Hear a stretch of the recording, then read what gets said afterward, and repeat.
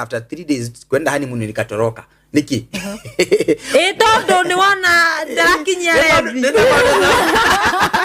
Nebo ndo bora yani ekihenia ndo na mwaha ati yeye ana practice celibacy ya KARE-KII. Murtumi yosio huyo atafanya moja kweki wetu. Wacha nasema hivyo. Niye modo joe. Niye modo ndo thiro hiki. Kwa 2017. Alafu Dithe barogai.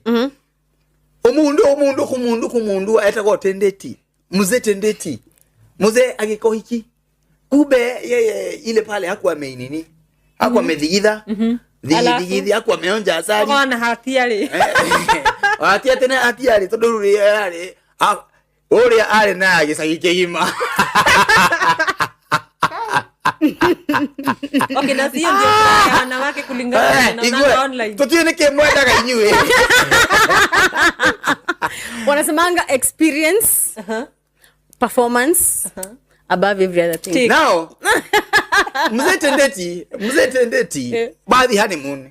Mutumia okedi ogwo. Akira ako pale anaangalia bahali Hindi.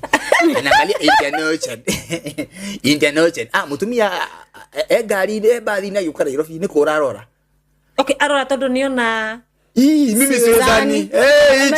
Hicho kimo hapana. Why now? Hicho kimo. I wish ningetafuta. Na huyu jamaa amejitengemania akinyare arora asio. Oiki bia ile hudhira mani.